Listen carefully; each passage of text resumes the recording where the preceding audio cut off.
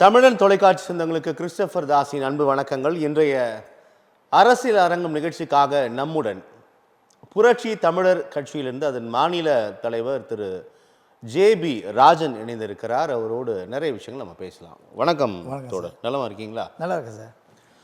இப்போது சமீபத்தில் நடந்த சிவகங்கை மாவட்டம் திருபுவனத்தில் அந்த அஜித்குமார் என்ற இளைஞர் படுகொலை, குறிப்பாக காவல்துறை மரணம், தமிழக அரசாங்கம் உடனடி நடவடிக்கை எடுத்திருக்கிறது அப்படின்றத பார்க்குறோம். 5 காவலர்கள் கைது செய்யப்பட்டுள்ளார்கள்.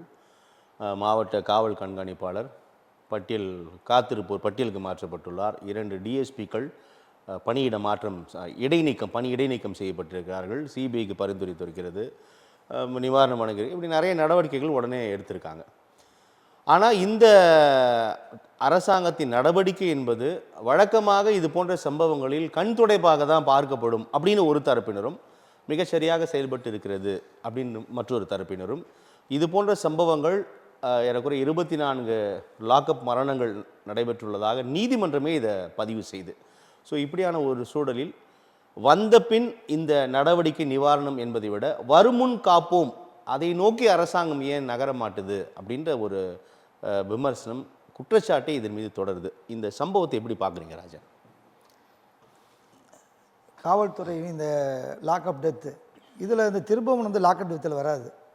அப்படி குறிப்பிடக்கூடாது. ஏன் அப்படின்னா, ஒரு கூலிப்படையை போல செயல்பட்டுருக்காங்க. இப்போ இந்த திரும்பவும் நம்ம இந்த அஜித்குமார் கொலை வழக்கில் காவலர்கள் வந்து தண்டிக்கப்பட்டிருக்காங்க, அவங்க வந்து கைது செய்யப்பட்டிருக்காங்க. இதுக்கு உத்தரவிடப்பட்டவர் வந்து அது குறித்து எந்த விதமான ஒரு தகவலும் வெளியிடலை. நிறைய கருத்துக்கள் உலா வருது, அவங்க இவங்க அந்த ஏஸ் ஆஃபீஸர் இந்த ஏஸ் ஆஃபீஸர் அப்படின்னா. ஆனால் அது இவங்க தான் அப்படின்னு ஒரு கன்ஸ்ட்ரக்டான ஒரு முகம் சொல்லலை. ஏன் சொல்ல மாட்டாங்கன்னா, இது சொல்ல மாட்டாங்க. ஏன்னா மேல் அதிகாரி வட்டத்தில் வந்து காவல்துறை வந்து என்ன தான் வந்து இவங்க இந்த காவல்துறையை பற்றி சொன்னாலும் அவங்க வந்து அவர்களை காப்பாற்றுறதுக்கான வேலையை தான் செய்வாங்க. எந்த அரசாங்கம் அமைஞ்சாலும் காவல்துறை என்பது தனிப்பட்ட ஒரு செயலாக தான் இருக்கும். மற்ற ஆட்சியாளர் வருவாங்க, போயிடுவாங்க. நம்ம எப்பயுமே வந்து நிலைப்பாடாக இருக்கணும்னு ஒரு காலகட்டம் இருந்துச்சு. அவங்க என்ன பண்ணுவாங்க, மக்களுக்காக செயல்படுவாங்க, அப்படி இருந்துச்சு. அந்த நிலை மாறி இப்போ எப்படி ஆயிடுச்சுன்னா, மிகப்பெரிய ஒரு அதிகார வர்க்கம் நமக்கு கிடச்சிருக்கு. இது மூலிமா நம்ம என்ன சம்பாதிக்க முடியும், அந்த வட்டத்துக்குள்ளே போயிட்டாங்க. அந்த வட்டத்துக்குள்ளே போனாலும் இப்போ ஒன்றும் இந்த நிக்கிதா அம்மா வந்து கைது பண்ணுறதுக்கு ஒரு பெரிய விஷயமே கிடையாது. அந்த அம்மா வந்து இப்போ திருப்பூரில் வந்து பிடிச்சி வச்சதுப்போ கூட என்ன பண்ணிட்டாங்க, ஃபோன் பண்ணி அந்த அம்மா விட்டுட்டுங்கன்னு சொல்லிட்டாங்க. இப்போ என்ன பண்ணால் அந்த அம்மா எங்கே போய் ஒளிஞ்சாங்க தெரியல. காவல்துறைக்கு அவங்கள கண்டுபிடிக்கிறது வந்து சில மணி நேரங்கள் தான் அவங்களை கண்டுபிடிக்கிறது. அவங்களுக்கு அவங்களோட டெலிஃபோன் மூலியமாகவே எங்கே இருக்காங்க, எந்த நினைத்தால் கைது செய்து விட நினைக்காது. ஏன்னா அது ஒரு தனி சிண்டிகேட்டாக இருக்காங்க. அவங்க வந்து சொன்னாலும் சொல்லாட்டாலும். இப்போ முதல்வரை பொறுத்த வரைக்கும் அவர் வேலைகளை அவர் செய்து விட்டார் அப்படின்னு ஒரு நீதிபதியை நேரடி விசாரணையில் இறங்கி விசாரணை கொண்டு நீதிபதி விசாரணை இருக்க மக்கள் வந்து நீதித்துறையை மட்டும்தான் இப்போ நம்பியிருக்காங்க. தமிழக முதல்வர் செய்ததெல்லாம் சரியான பணிகள் தான் செய்திருக்கார்கள். இருந்தாலும் கூட இது பத்தாது. ஏன்னா தன்னோட பொறுப்புகளை தட்டி கழித்து வெளியே போகிற மாதிரி தான் இருக்குது. ஏன்னா அவர் தான் வந்து இந்த தமிழகத்தை கட்டி காக்கக்கூடிய பொறுப்பில் இருக்கக்கூடிய நபர். அவர் வந்து நான் உத்தரவிட்டுட்டேன், எல்லாம் பண்ணிட்டேன், நான் சிபிஐ ஒப்படைச்சிட்டேன்னு சொல்லிட்டு வெறுமனே போகக்கூடிய விஷயங்கள் இது கிடையாது. அப்படி போகவும் முடியாது. அப்படி போனார்னா அவர் மறைமுகமாக அந்த காவல்துறைக்கு சப்போர்ட் பண்ணுறாருன்னு அர்த்தம். இல்லை, இப்போ வேற என்ன செய்ய முடியும்னு சொல்கிறீங்க? இப்போ ஒரு சம்பவம் அரங்கி இருக்கிறது. தமிழக அரசு, அதன் தலைமையான முதலமைச்சர் இந்த நான் முன்னமே சொன்னேன், இவ்வளோ நடவடிக்கைகள் மேற்கொண்டிருக்கிறார். அதன் பிறகு இதோட முடிஞ்சு போல அப்படின்றது புரிந்து கொள்ள முடியுது. அதான் நான் சொன்னேன், இதுக்கப்புறம் சம்பவம் நடைபெறாமல் இருப்பதற்கான வேலையை பண்ணும் அப்படின்றதும் புரிந்து கொள்ள முடிகிறது. நீங்கள் முதலமைச்சரை நோக்கி இந்த பொறுப்பை கேட்பது இல்லை. இப்போ அந்த கொலை வழக்கில் பதிவு செய்யப்பட்ட அந்த எஃப்ஐஆர் காப்பியில் எதுவுமே வந்து பொதுமக்களுடைய கேள்விகளாக அது பதிவு செய்யப்படலை. ஒரு கண் துடைப்பு எஃப்ஐஆர் காப்பி, அது எஃப்ஐஆர் காப்பியில் ஃபஸ்ட் இன்ஃபர்மேஷன் ரிப்போர்ட்டில் என்ன வருதோ அதை பொறுத்து தான் அந்த கொலை வழக்கு வந்து விசாரணை நகரம். அப்படி இருக்கும்போது அழுத்தம் திருத்தமாக உண்மையாக ஒரு நகை காணாமல் போனதா அப்படின்னு இதில் சொல்லப்படலை.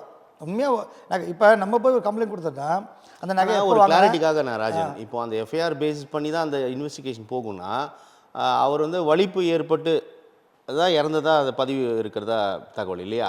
ஆனால் அதுக்கப்புறம் தான் இவ்வளோ நடவடிக்கை தமிழக அரசு எடுத்துருக்கு. இவ்வளோ நடவடிக்கை எடுத்துருந்தாங்க. டிஎஸ்பி பணியிட மாற்ற, அஃப்கோர்ஸ் சஸ்பென்ஷனு, வெயிட்டிங் லிஸ்ட் எஸ்பி, 5 பேர் அரெஸ்ட் பண்ணியிருக்காங்க அப்படின்னா அது ஏற்றுக்கொள்ள தானே அர்த்தம். இது ஏற்றுக்கொள்ள நம்ம அர்த்தம் அதுக்கு ஆகாது. ஏன்னு சொல்ல வரேன்னா, இப்போ இந்த அம்மாவை ஏன் கைது பண்ணலன்னு ஒரு கேள்வி இருக்குல்ல. இந்த அம்மா கொடுத்த வழக்கு வந்து உண்மையான வழக்கா பொய் வழக்கான்னு ஒரு விஷயம். இந்த கொலை கூட்டத்தில் இந்த அம்மாவை சேர்க்கப்பட வேண்டிய ஒரு நபர் இவங்களை ஏன் தொட மாட்டேங்கிறாங்கன்னா, அதுதான் வந்து யாருக்கும் புரியல. மக்கள் கேள்வி கேட்குறாங்க. விசாரணை தானே போயிட்டு இருக்கு அப்படின்னு அப்படி புரிஞ்சுக்கலாம். சொல்ல மாட்டாங்களே. Investigation is going on. ஒருவேளை நிக்கிதாவா இல்லாமல் வேற யாராக இருந்திருந்தா இன்னும் விட்டுருப்பாங்களா? நிக்கிதா இல்லை, வேற யாரோ ஒரு தேர்ட் பர்சன் அவங்களா இருந்திருந்தா இந்த போலீஸ் சும்மா இருந்திருப்பாங்களா? நிக்கிதாவாக இருக்கிறதுனால தான் சும்மா இருக்காங்க. ஏன்னா நிக்கிதா வந்து இப்போ பல கேள்விகள் மக்களிடம் இருக்குது. நிக்கிதா வந்து சிண்டிகேட்டோட ஒரு மெம்பர்ஸா, போலீஸுக்கு நடுவில் ஒரு பெரிய வட்டம் மேல்மட்ட லெவலில் அவங்களுக்கு நடுவில் ஒரு சிண்டிகேட்டோட மெம்பராக இவங்களா அப்படின்ற மாதிரி ஒரு கேள்வி வருதில்ல. அந்த கேள்விக்கு யார் பதில் சொல்ல போகிறாங்க? இப்போ முதல்வருக்கு பொறுப்பு இருக்குது. என்னென்னா இந்த மக்கள் வந்து இப்போ கேள்வி கேட்பாங்க, மக்கள் கேள்வி கேட்பாங்க. ஏன்னா இந்த விசாரணை சரியான முறையில் போதான் கேள்வி கேட்பாங்க. ஆனால் முதல்வர் என்ன பண்ணிட்டாரு, அவர் செய்ய வேண்டிய வேலையெல்லாம் செஞ்சுட்டு முடிஞ்சு போச்சு, சிபிஐ ஒப்படைச்சு நீ சிபிஐ பார்த்துப்பாங்கன்ட்டாங்க. இருந்தாலும் கூட அழுத்தம் திருத்தமாக இவங்க வந்து இந்த இந்த இந்த வழக்கை கவனித்து, ஏன்னா இது வந்து அவருக்கு வந்து இப்போ எலெக்ஷன் வரப்போகுது, இன்னும் 6 மாதத்தில் எலெக்ஷன் வந்துடும். அது வந்து மிகப்பெரிய தாக்கத்தை அவருக்கு ஏற்படுத்தும். 10 மாதம் இருக்குது.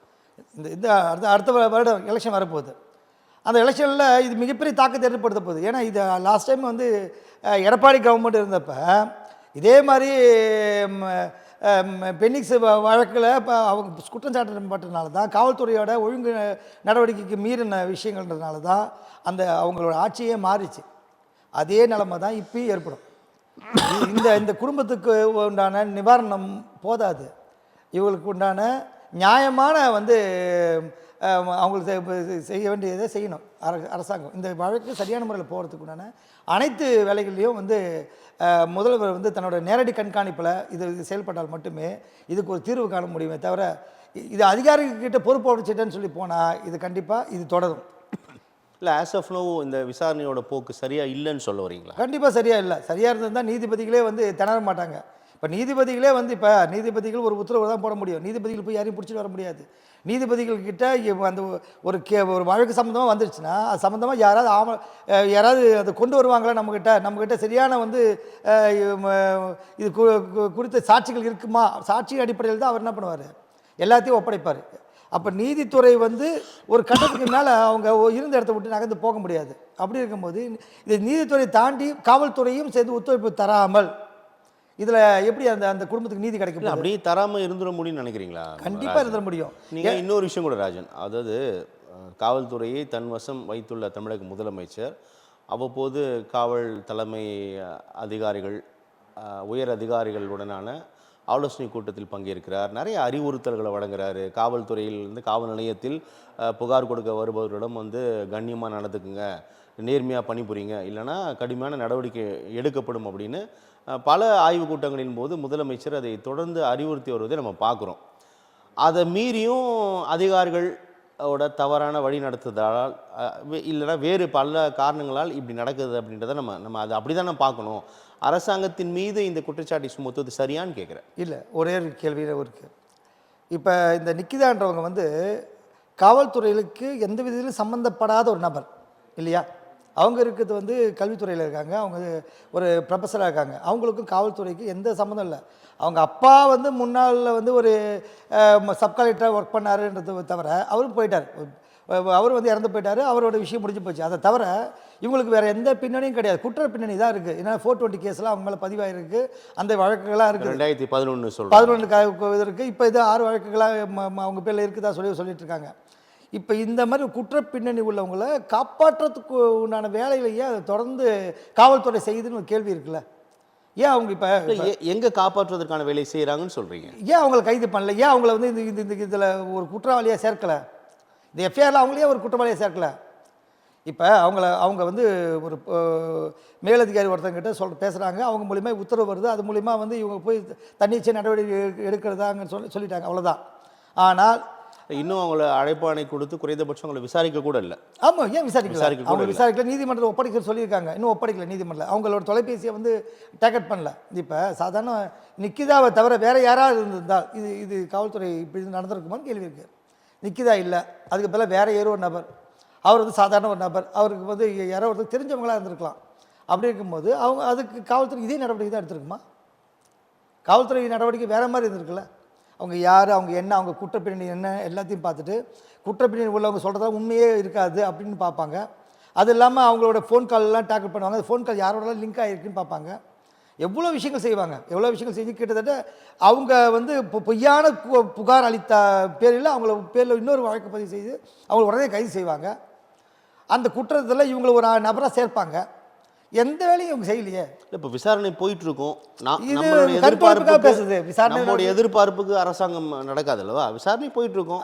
இந்த நான் தான் விஷயம் முன்னமே நடந்தாகணும். சொன்னேன்ல, காவலர்கள் கைது செய்யப்பட்டிருக்காங்க, எஸ்பி வெயிட்டிங் லிஸ்ட்ல இருக்காரு, 2 டிஎஸ்பி வந்து சஸ்பென்ஷனுக்குள்ள ஆக்கப்பட்டிருக்காங்க. அப்படின்னும் போது இவரை கைது செய்ததில் என்ன தடை இருக்க போகுது? இதில் நல்லா புரிஞ்சுங்க. இதில் காவல்துறை கைது செய்யப்பட்டிருக்காங்கன்னா இவங்க தற்காலிகமாக கைது செய்யப்பட்டிருக்காங்க. கடைசியில் இந்த கேஸு ஜனங்க மறக்கிற வரைக்கும் தான் போகும்.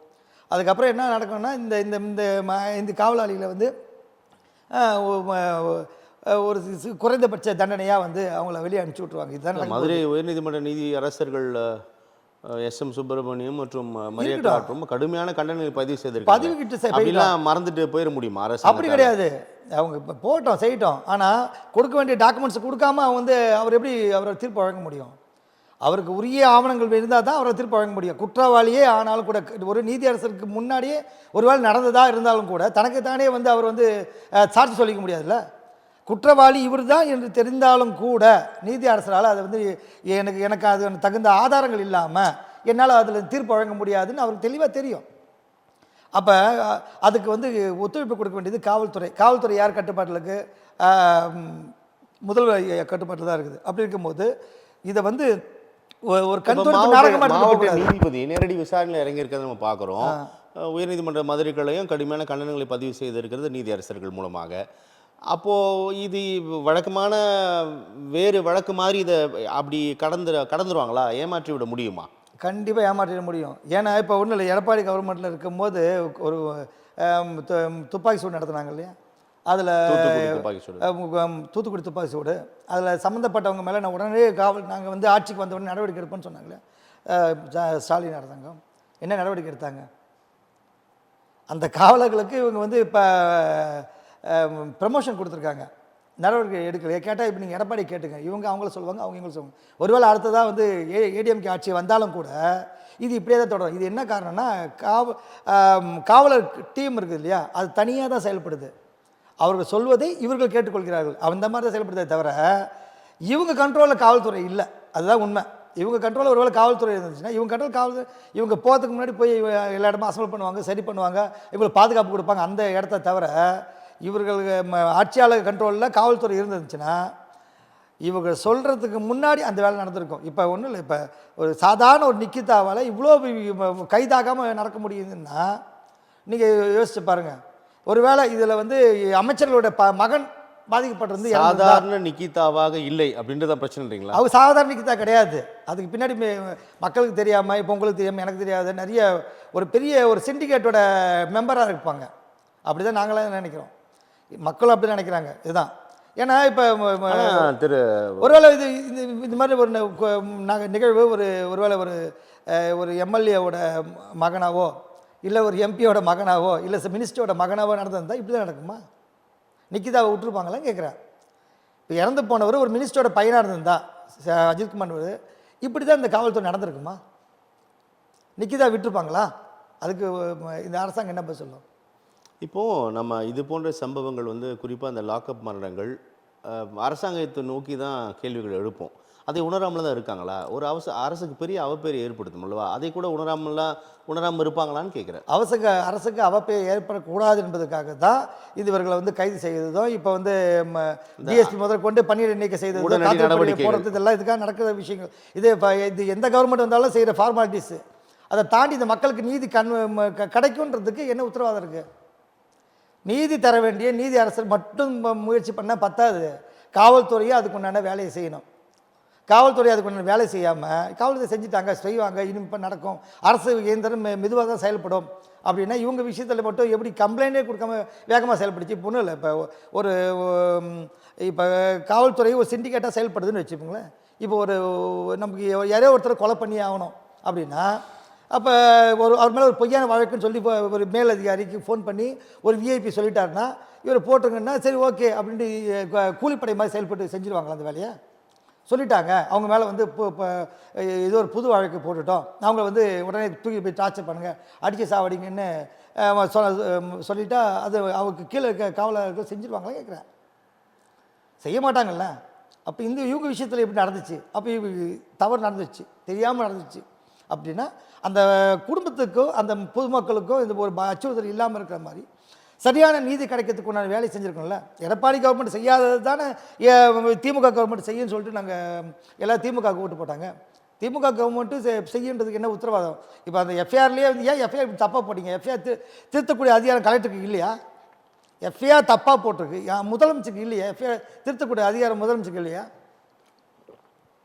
முதலமைச்சருக்கு நிறைய பணிகள் இருக்கிறதுனால அவர் கடந்து போயிட்டாரா? துணை முதல்வர்கள் இல்லையா? மந்திரிகள் இல்லையா? எல்லாத்துக்கும் சிஎம்ஏ தேட வேண்டிய அவசியம் இல்லை. அவர்களை சார்ந்து அவருக்கு இருக்க பிஏ கூட செய்ய மாட்டாங்களா? அவங்களால அந்த எஃப்ஐஆர் எல்லாம் தவிர எல்லாம் சுட்டி காட்டியிருக்கு, எல்லாத்தையும் மாற்றி எழுதுங்கன்னு ஒரு ஃபோன் கால் பண்ணால் நடக்காதா? செய்ய மாட்டாங்க. நீதித்துறைக்கு வந்து ஒத்துழைப்பு கொடுங்கன்னு உண்மையாகவே வந்து அரசாங்கத்துக்கு கட்டளையிட்டு இருந்தால் இது நடந்திருக்கும். அவங்க வேலையை அவங்க பார்ப்பாங்க, நீங்கள் என்ன பண்ணுறீங்களோ பண்ணுங்கன்ற மாதிரி அது காது வச்ச மாதிரி சைலண்டாக தான் இருப்பாங்க. தவிர இது மக்களுக்கு நீதி கிடைக்காது. குறிப்பிட்ட சம்பவத்தில் கூட ராஜன் அந்த கொல்லப்பட்ட அஜித்குமாரோட நண்பர் அவரை அடித்து உதைத்ததை காணொலியாக வெளியிட்டதுனால தான் இது வெளியில் வந்துச்சு. ஆமாம், ஒருவேளை இது வெளியில் வரலாம், இது அவ்வளோதான், விவகாரமே மூடி மறைக்கப்பட்டு. இப்போ 40-24 லாக்அப் டெத்து மரணம் சொன்னீங்களே, அந்த மாதிரி இதுவும் ஒன்று கடந்து போயிடுவாங்க. இப்போ அதாவது தமிழ்நாட்டில் உயிரோடு இருக்கணும்னா பதவி அதிகாரத்துக்குள்ளே இருக்கணும், இல்லாட்டினா பணத்தோடு இருக்கணுன்ற மாதிரி ஒரு காலகட்டத்தை உருவாக்கிட்டே இருக்காங்க. இது இப்படியே நீடிக்காது. இதே மாதிரி இப்போ மனப்போக்கு இருந்துச்சுன்னா தடியெடுத்தவள தண்டல்காரன் நிலைமைக்கு போயிடும். இப்போ காவல்துறை வந்து கொஞ்சமாவது சிந்திக்கணும். ஒரு கட்டத்துக்கு மேலே மக்கள் வந்து ஏன் வந்து வெறி கொண்டு எல்லாம் எழுந்து வர காரணம் என்னென்னா, மக்கள் வந்து அரசாங்கத்தின் மேலேயோ இல்லை இந்த அரசியல்வாதி மேலேயோ இல்லை இந்த காவல்துறை மேலேயோ நம்பிக்கை இல்லாத போது தீவிரவாதியாக மாறுவாங்க. இதுதான் நடக்கும். இதுதான் அடுத்த கட்டத்துக்கு போகும். அது ஒரு கட்டத்தில் இவங்களால் அதை கட்டுப்படுத்த முடியாத நிலைமைக்கு இது உருவாக்குறதுக்கு ஒரு காரணமாக அமைஞ்சிடும். உண்மையாக என்ன சொல்லணும்னா, கொஞ்சமாவது நியாய தர்மத்தோடு நடக்கிறதுக்கு காவல்துறை முயற்சி பண்ணணும். அது காவல்துறை முயற்சி பண்ணுற மாதிரி தெரியல. இந்த கேஸை பொறுத்த வரைக்கும் இவங்க என்ன மக்கள் என்ன சொல்கிறது, நம்ம என்ன செய்யறதுன்ற மனப்போக்கில் தான் அவங்க இருக்காங்க. அவங்க அப்படி இல்லாமல் இருந்தால் இவங்க நீதி அரசரே வந்து இந்த கேள்வி கேட்க, ஏன் அந்த காவல் அதிகாரிகள்லாம் இன்னும் வழிக்கவே இல்லை, அந்த மாதிரி கேள்விலாம் கேட்க மாட்டாங்க. இப்போ எவனே ஒருத்தர் கைது பண்ணிட்டாங்கன்னா உடனே பாத்ரூமில் வழுக்கி விழுந்துட்டாங்க, கை உடஞ்சி கால் உடஞ்சின்னு இவங்களுக்கு உரிய பாதுகாப்பு கொடுத்து உள்ளே வச்சுருக்காங்க. அடுத்து இவங்க மேலே சரியான குற்றச்சாட்டுகள்லாம் வரல, இதுக்குண்டான ஆதாரங்கள்லாம் சரியாக இல்லைன்னு சொல்லிட்டு ஒரு கட்டத்தில் விடுதலை பண்ணுவாங்க. அதுக்கு சில ஆண்டுகள் கூட ஆகலாம். அவ்வளோதான் நடக்குமே தவிர இதுக்கு மேலே இருக்கு அந்த சார் யாருன்னு சொல்லலைன்ற மாதிரி இந்த நிக்கிதாக்கு மேலே இருக்கவங்க யாருன்னு சொல்லி அவங்களெல்லாம் இவங்களாம் சுட்டி காட்டி இப்போ எனக்கு உங்களை தெரியும் அப்படின்னா நீங்கள் என்கிட்ட ஒரு உதவி கேட்குறீங்கன்னா அவர் நமக்கு தெரிஞ்சவர், அவருக்கு என்ன பண்ணுங்கள், ஒரு சின்ன உதவி செய்யுங்க, அவ்வளோதான் சொல்லுவாங்க. ஒரு வேளை அதில் தவறு எழுதிச்சு வச்சுக்க, எனக்கு அவளுக்கும் சம்மந்தம் இல்லை அப்படின்னு சொல்லிட்டு என்ன பண்ணுவாங்க, விலகி போயிடுவாங்க. அதுக்கப்புறம் தவிர உங்களை காப்பாற்ற யாரும் வரமாட்டாங்க. ஆனால் நிக்கிதா விஷயத்தில் அப்படி இல்லை. நிக்கிதா விஷயத்தில் இன்றைக்கும் காவல்துறை அவங்கள காப்பாற்றுறதுக்குள்ள முயற்சி செஞ்சுக்கிட்டு தான் இருக்குது. அது எஃப்ஐஆரில் இருந்து ஆரம்பித்து காவல்துறையும் பண்ணுது. அவங்கள விசாரணை வளையத்திற்குள் கொண்டு வரவில்லை என்பதனால் இந்த குற்றச்சாட்டு. விசாரணை வளையத்துக்குள் கொண்டு வராமல் இருக்கிறாங்க. எதுக்கு கொண்டு வராமல் இருக்கிறாங்க, அது ஒரு கேள்வி இருக்குதுல்ல.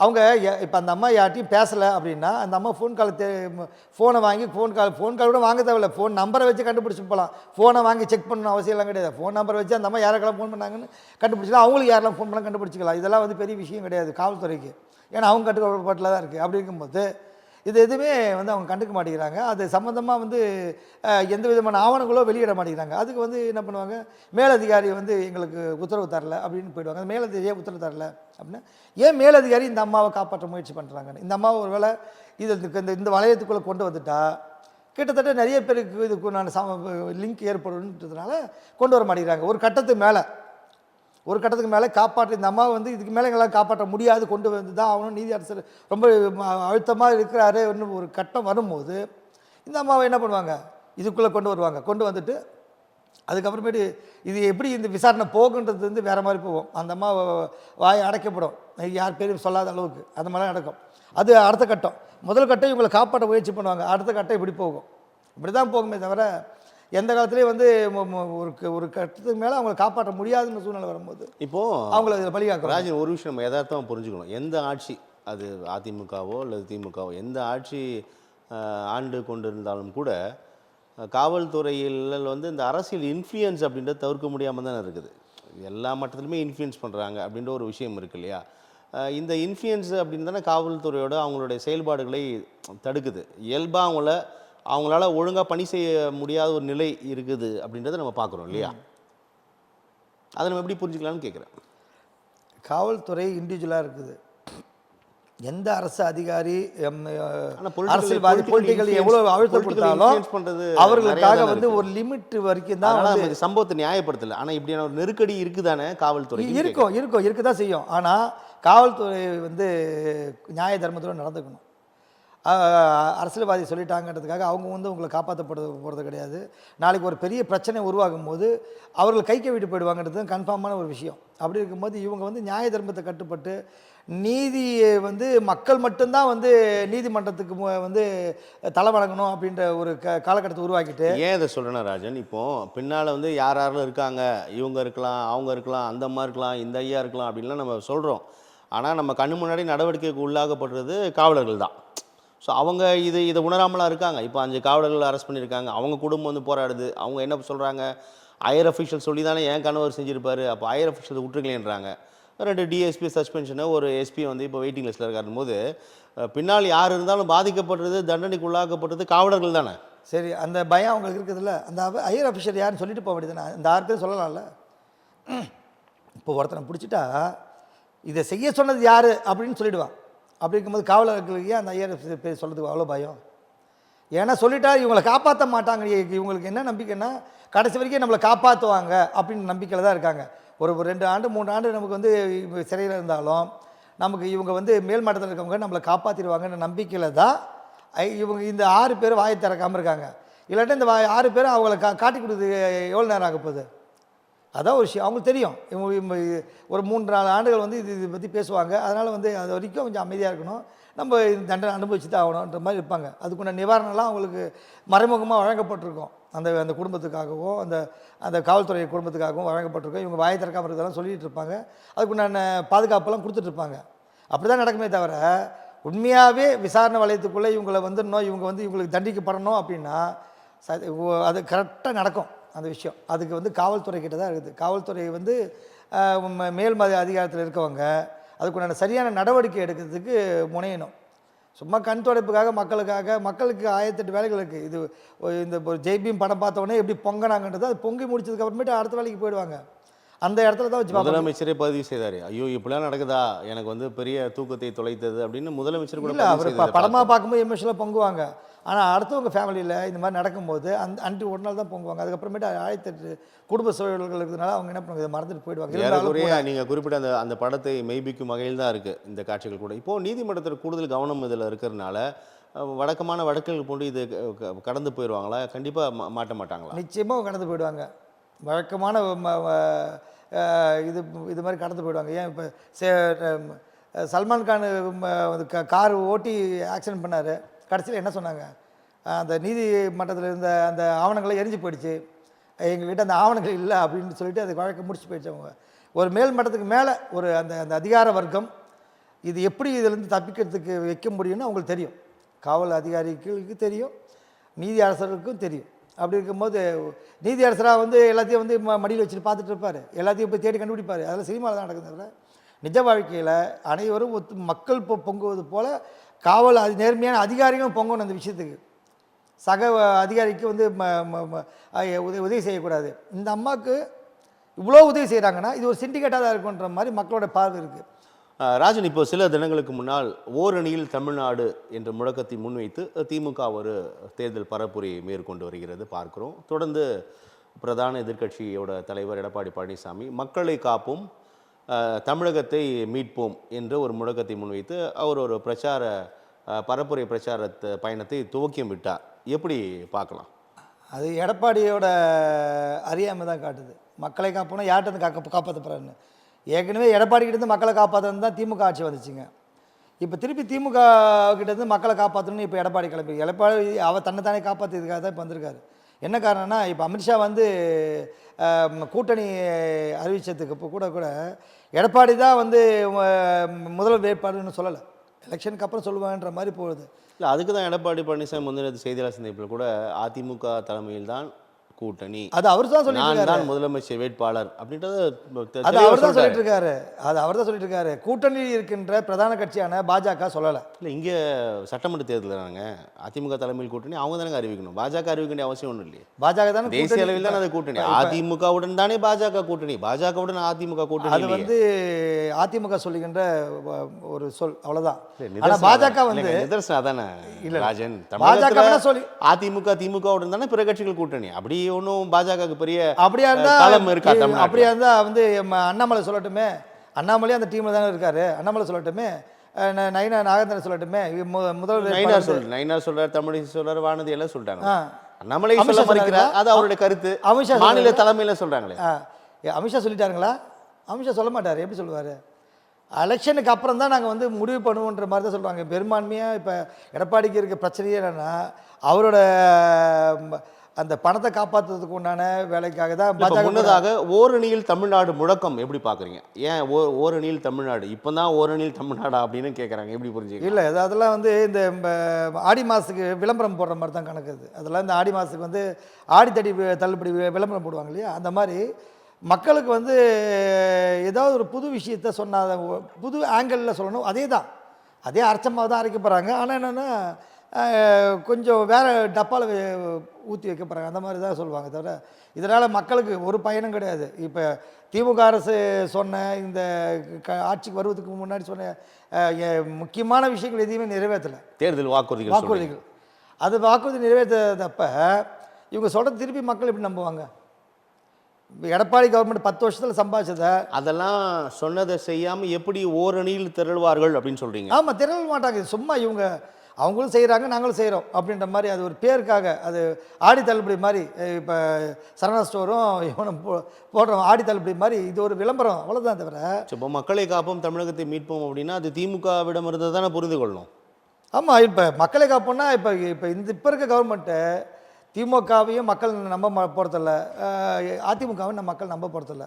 இப்போ புதிய ஒரு ஆளை தான் தேடணும். ஏற்கனவே புதிய ஆளை தேடலான்னு சொல்லி பார்த்தா முதல்ல வந்து இவருக்கு கொஞ்சம் சீமானுக்கு கொஞ்சம் ஓரளவுக்கு வந்து செல்வாக்கு இருந்துச்சு விஜய் வர்றதுக்கு முன்னாடி வரைக்கும். அதுக்கப்புறமேட்டு சீமானோட அந்த செயல்பாடுகள்லாம் மக்களுக்கு பிடிக்கல. ஏன்னா முன்னுக்கு பின் முரணாக பேசுறது, பெரியார் எதிர்த்து பேசுறது, பெரியாரை வச்சு தான் சீமான் அடையாளப்படுத்தப்பட்ட காலம் போய் இப்போ பெரியார் என்ன தப்பாக பேசினா தான் என்னோடய வாழ்வாதாரம் பெருகுன்ற மாதிரி காலகட்டம் உருவாக்கிடுச்சு. அப்படி உருவாக்கிட்டாரு. அதனால் அவரோட நிலைப்பாடு தெரிஞ்சு இப்போ லாஸ்ட்டாக வந்து ரஜினி போய் சந்திச்சது ஆரம்பிச்சு, ரஜினியை போய் சுடுகாட்டில் படுத்துக்க சொல்லிட்டு ரஜினியை சந்தித்து அவர் மூலிமா பாஜக கூட ஒரு மறைமுக ஒரு நெருக்கத்தை ஏற்படுத்தினால்தான் இது வரைக்கும் வரலாற்றிலேயே தன்னோட புகைப்படத்தையே வந்து ஒரு தேர்தல் சின்னமாக உருவாக்க இப்போ ஒரே ஆள் யாருன்னா சீமான் மட்டும்தான். மற்ற நேரத்தை யாருமே இது வந்து அவங்களே என்ன பண்ண வரைஞ்சிட்டு வர சொன்னாங்கன்னா நம்மளோட படத்தை வரைஞ்சி போய் கொடுத்துருக்கலாம். ஏன்னா அவர் தான் ஒரு உண்மையான விவசாயி. சின்னம் வந்து விவசாய சின்னம் தாங்க. விவசாய சின்னம் கிடையாது, சீமானோட சொந்த முகம் அது. இவங்க வரைஞ்சி கொண்டு போய் கொடுத்த சின்னம் அவங்க கொடுத்தாங்க. அதுதான் அப்படி தான். தவிர நம்ம படத்தை வரைஞ்சி கொண்டு போய் கொடுத்துக்கலாம்ல, ஏன் செய்யல? ராஜன் தந்தது விவசாய சின்னம் தான். நீங்க அவரோட முகத்தை விவசாய சின்னத்தை ரெண்டு அந்த விவசாயி சீமன் முகம் அப்படின்றது எனக்கு தெரியல. அதெல்லாம் கிடையாது. இவங்களுக்கு வரைஞ்சி கொடுக்க சொல்லி இவங்ககிட்டே அந்த பொறுப்பை ஒப்படைச்சாங்க. ரெண்டு சின்னம் வந்து இது பண்ணியிருக்காங்க. ஒன்று திமுக வந்து வரைஞ்சி வாங்கிட்டு வந்து சின்னம் தான் சொந்தமாக வரைஞ்சி கொடுத்து வாங்கின சின்னம் அந்த உதயசூரியன் சின்னம். அதன் பிறகு சீமானு இப்போ சொந்தமாக சின்னத்தை வரைஞ்சி எடுத்துகிட்டு போனார்ல, தன்னோட முகத்தை வரைஞ்சி எடுத்துகிட்டு போயிட்டு என்ன மாதிரியே இருக்குது. இவங்க கொண்டு அங்கேருந்த சின்னத்தை வாங்கிட்டு வரல. தெரியுது. இல்லை, இது எல்லாத்தையும் தெரியும். விமர்சனமே வரல. அது பற்றி யாரும் பேசலை. இதை பற்றி பேசினா தேவையில்ல, வளர்ந்துருவாங்க, யாரும் பேசலை. இவங்களுக்கு வரைஞ்சி கொடுத்து நீங்கள் போய் வரைஞ்சிட்டு வாங்க. இவங்க என்ன எங்களுக்கு விவசாய சின்ன வேணும்னு சொன்னால் தலைப்பாலாம் கட்ட மாதிரி அப்படிலாம் கொடுத்தப்போ இவங்க சொல்கிறாங்க அப்படிலாம் வேணாம், எங்களுக்கு இப்படி வேணும் அப்படி வேணும், சட்டை இல்லாமல் ஒரு விஷயம் வேணும்னு சொல்லும்போது இவங்ககிட்ட சரி நீங்களே ஒரு சின்னத்தை வரைஞ்சி கொண்டு வாங்க அப்படி சொல்லும் போது இவங்க போய் வரைஞ்சி எடுத்துகிட்டு போய் கொடுத்த சின்னதான் சீமான் புகைப்படத்தை வரைஞ்சி எடுத்துகிட்டு போயிட்டு கொடுத்துட்டு அந்த சின்னத்தை வாங்கிட்டு வந்தாங்க. கொடுக்குறவங்களுக்கு சீமான் மூஞ்சின்னு தெரியாது. உருவப்படம் ஒரு ஒரு விவசாயி இருக்காரு, ஏற்கலப்பை பிடிச்சிட்டு இருக்காருன்னா வரைஞ்சி கொடுத்தாங்க. அந்த கண்ணோட்டத்தை அவங்க பார்க்குறாங்க.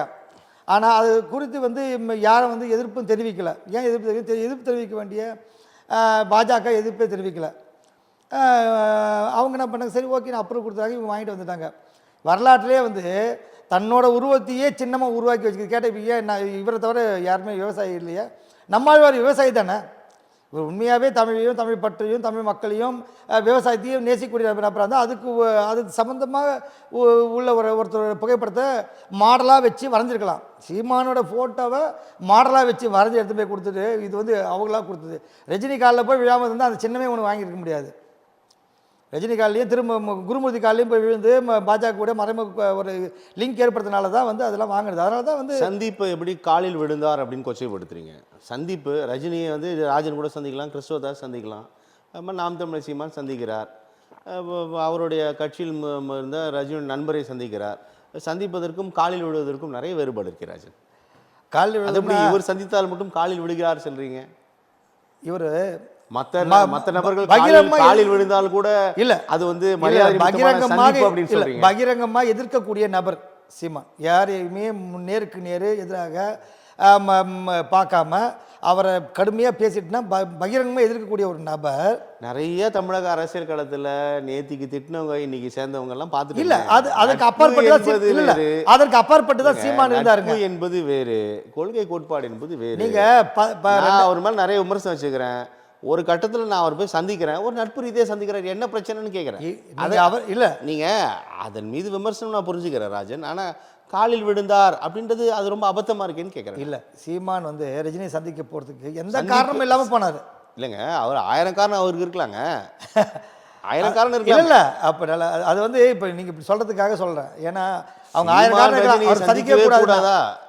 சீமான் ரஜினியை சந்திக்கவே கூடாதா? ரஜினி என்ன தடை செய்யப்பட்ட நபரா தமிழ்நாட்டில்? இல்லை, அப்படி கிடையாது. ரஜினி ஒரு உச்ச நடிகர் போடலாமேங்க. இல்லை, இப்போ ரஜினி உச்சப்பட நடிகவே இருக்கட்டும், யாரும் அவரை வந்து மறுக்கலை. ஆனால் சீமான் வந்து அவரை பற்றி கடுமையான விமர்சனத்தை வச்சுட்டு அவர் சந்திக்க போகிறதுக்கு உண்டான காரணங்களே இல்லாமல் போய் சந்தித்தார். சந்திச்சதுக்கு அப்புறம் தான் இந்த இந்த மாற்றங்கள். அப்போ விஜய் அரசியலுக்கு வந்த பிறகு விஜயை வந்து கடுமையாக விமர்சித்ததுக்கு அப்புறம் இவர் வந்து கடுமையாக வந்து நெருக்கடிக்கு உள்ளாக்கப்பட்ட நேரத்தில் உடனடியாக வந்து அந்த இவரோட அந்த அந்த வழக்கு ஒன்று இருக்கு பாருங்க, இவரது பர்சனல் வழக்கு. அந்த வழக்கில் நெருக்கடி அதிகமாகும் போது என்ன பண்ணுறாரு, இவர் பாஜகவோட ஒரு ஐடி விங்கு மாதிரி இருக்கிற ரஜினிகாந்தை போய் சந்திக்கிறாரு. குருமூர்த்தி இவங்களுக்கு ரஜினி மூலிமா குருமூர்த்தி சந்திக்கணும், குருமூர்த்தி மூலிமா பாஜகவோட நெருக்கத்தை ஏற்படுத்திக்கணும் மறைமுகமாக அப்படின்னு சொல்லிட்டு போய் சந்தித்து இந்த பிரச்சனையிலேருந்து விடுதலை ஆகிறதுக்கு இவ்வளோ இதுக்கு உண்டான வேலையை செய்கிறாருங்க. வேலை செய்யும்போது தான் ரஜினியை போய் என்ன பண்ணுறாரு, சந்திக்கிறாரு. ஒருத்தரை பற்றி நீ கடுமையான விமர்சனம் வச்சுட்டு எப்படி திருப்பி அவர் மூஞ்சி 10 நேரம் உங்களால் பேச முடியுது? அப்போ அந்த ஒரு போராட்ட குணம் உள்ள அப்படின்னு ஒரு மாயத்தை ஏற்படுத்தின சீமான் எங்கே போனார் இல்லையா? மக்கள் நலனுக்காக நான் சந்திக்க போனேன்னு இல்லை, உன்னோட பர்சனல் வேலைக்காக சந்திக்க போனீங்க. நான் வந்து இப்போ அரசியல் அதிகாரத்தில் இல்லை, அரசியல் மக்களுக்கு வந்து ஒரு பெரிய பிரச்சனை இருக்குது, அதுக்காக வந்து என் மானத்தை நான் இழந்து நான் போய் என்ன பண்ணிட்டு அவங்க கிட்ட போய் மக்களுக்காக நான் போய் மண்டிட்டு நின்னுன்ற மாதிரி இல்லாமல் தன்னோட சுய தேவைக்காக போய் அங்கே நின்னீங்க. அதுக்கு நாங்கள் பல காரணங்களாக போவோம், நட்பு ரீதியாக போவோம், அவரோட படத்தை பாராட்ட போவோம். அவருடனான சந்திப்புக்கு நிறைய பேர் நிறைய சொன்னாங்க, அது அவருடைய சுய, அது அப்படி தான் சொல்லுவாங்க, சுய தேவைக்கு என்று உங்களுடைய விமர்சனமாக நான் புரிஞ்சுக்கிறேன் ராஜன். இப்போது 26 சட்டமன்ற தேர்தல் களத்தில் திமுக, அதிமுக, தாவேகா, நாம் தமிழர் கட்சி இப்போது ஏன்னா விஜய் இன்னும் யாரோட வருவார் அவரும் தெளிவுபடுத்துகிறார், என்னுடைய கூட்டணி என் தலைமையில் தான் கூட்டணி, நான் தான் முதலமைச்சர் வேட்பாளர் அவரும் தெளிவுபடுத்துகிறார். ஸோ இப்படி இருக்கக்கூடிய சூழல் நாம் தமிழர் கட்சி எப்பவுமே உறுதியாக இருக்குது. அவரும் சொல்லிட்டார், திருப்பி உறுதிப்படுத்தார் முந்தனத்து, நான் தனித்து தான் களம் காண போகிறேன்னு சொல்லிட்டார். அப்போது தமிழக அரசியல் களம் 26 சட்டமன்ற தேர்தலில் 4 முனை போட்டி இருக்குது. யதார்த்தமாக அது போட்டியாக இருக்குமா என்பது நம்ம தேர்தலில் தான் பார்க்கணும். ஆனால் ஒரு 4 முனை 4 அணிகளாக இருப்பதை நம்மளால் பார்க்க முடியுது. எப்படி இருக்குன்னு பார்க்கலாம். 4 அணிகள்னு வந்து நீங்கள் தான் சொல்கிறீங்க, 4 அணிகளில் 3 அணி தான். அது இந்த சீமான் வாங்கினா 10% ஓட்டு சதவீதம் இருக்குது இல்லையா, இது சாதாரணமாக விஜய் வாங்கிடுவார். திமுக ஆமாம் இல்லை ராஜன் வாங்கிடுவார் கண்டிப்பாக.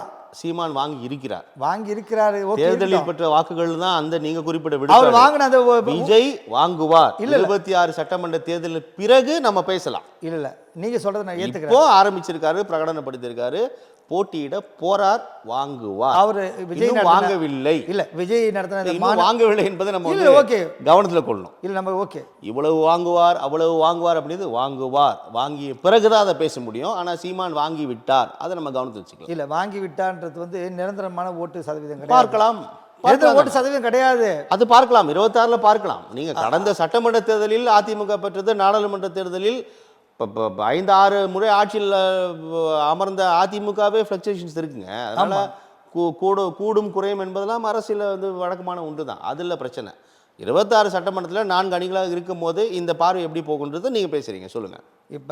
இப்போ நீங்க சொன்ன மாதிரி 4 முனையாவே இருந்தாலும் கூட சீமான் வந்து முதல்ல வாங்கின மாதிரி நான் ஒண்ணுமே சொல்லிட்டேன் கவனமா ராஜன். 4 முனை போட்டியா இருக்குமான்னு சொல்ல, 4 அணிகளா இருப்பாங்க நான் சொல்றேன். 4 அணிகளாவே இருந்துட்டு போட்டோம். 4 அணிகளாவே இருந்தாலும் கூட மிகப்பெரிய வெற்றி வந்து விஜய்க்கு தான் ஏற்படும். ஏன்னா எப்படி இவ்வளோ நம்பிக்கை விதைக்கிறீங்க விஜய் மேல? ஏன்னா சீமானோட என்ன விஜய் அப்படி என்ன சாதித்து விட்டார் தமிழகத்தில்? இல்ல உச்ச நடிகராக இருக்கிறார், என்ன இப்போ களத்துல இல்ல வந்து இனிமே தான் சாதிக்கணும். அதுதான் கேக்குறேன். இல்ல 26 தான் அவருக்கு ஆசிட் டெஸ்ட். இல்ல ஒரு விஷயம் சட்டமன்ற தேர்தலுக்கு பிறகு நம்ம பேசலாம். இப்ப விஜய் வந்து புதிதாக பிறந்த குழந்தையாகவே வச்சுப்போமா நம்ம. விஜய் வந்து புதிதாக பிறந்த குழந்தை, அந்த குழந்தை மேல மக்களுக்கு நம்பிக்கை இருக்கு.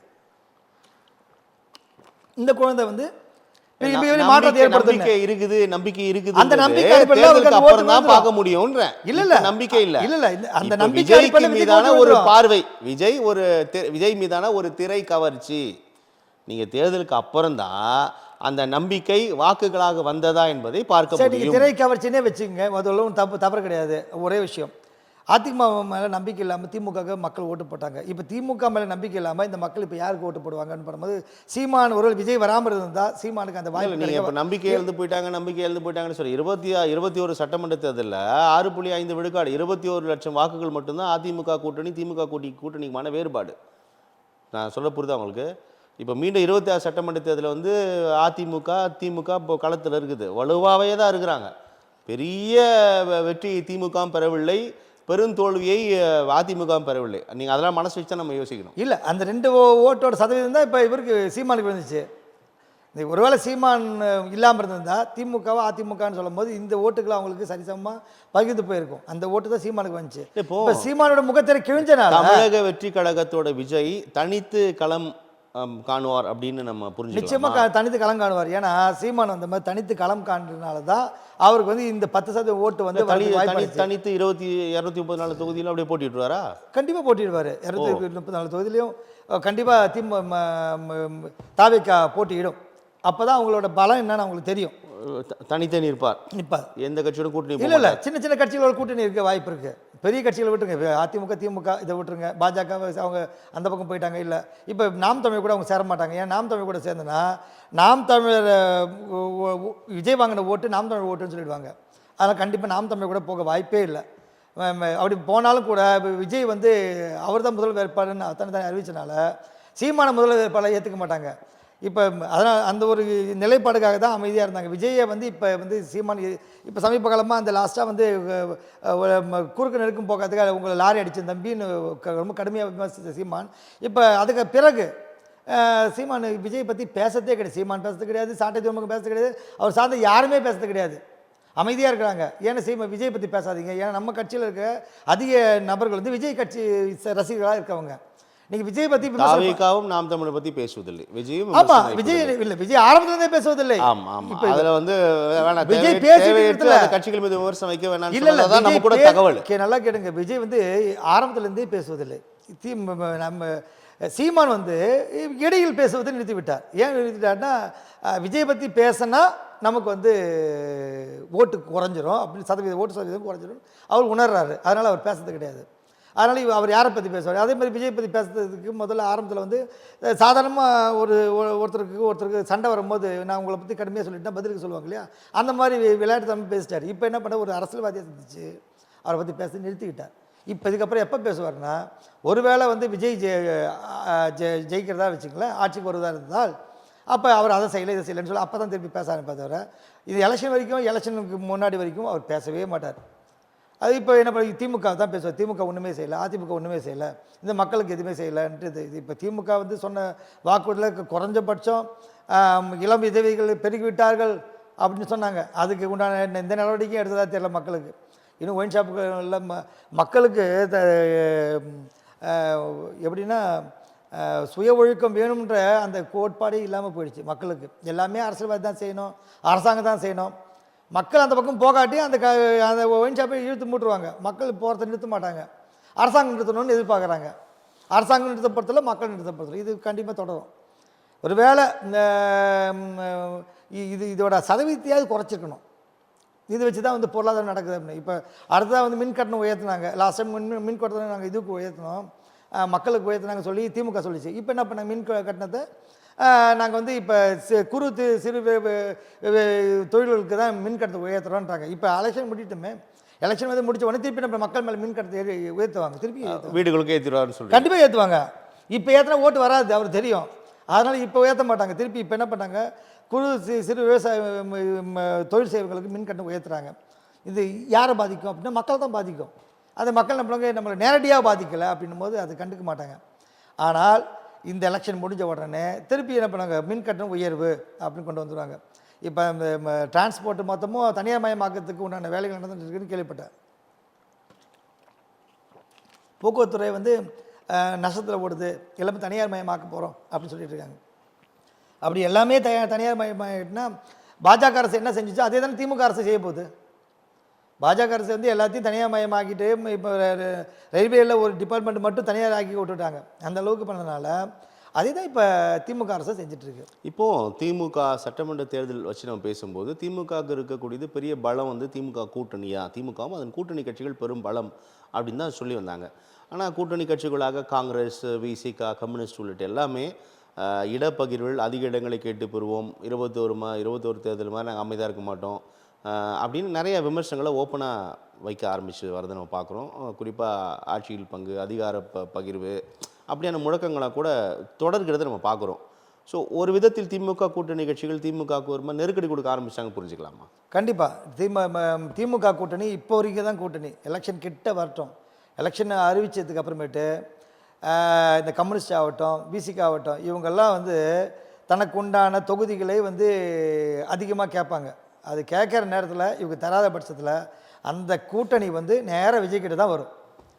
அதுதான் நடக்கும். அது இது மாதிரி நிறைய கேள்விகளுக்கு வந்து கொள்கை கூட்டணி, நாங்கள் திமுகவோட இருப்பது வந்து கொள்கை கூட்டணி இடங்களுக்காக மட்டுமல்ல, அதனால் இந்த கூட்டணியில் வந்து இடங்கள் முன்னப்பின்னு இருந்தாலும் நாங்கள் தொடருவோம் அப்படின்றத பதிவு செய்கிறாங்களே, விசிகெல்லாம் பதிவு செய்து வரதை நம்ம பார்க்குறோம். இப்போ விசிகா இப்போ அதெல்லாம் மாறும்னு சொல்கிறீங்களா? விஜயகாந்த் இருக்கும்போது அப்போ விஜயகாந்த் முதல்வர் எப்போ அறிவிச்சு ஏன் அவங்க கூட போய் நின்னாங்க, வைகோ இவங்கெல்லாம் போய் நின்னாங்க?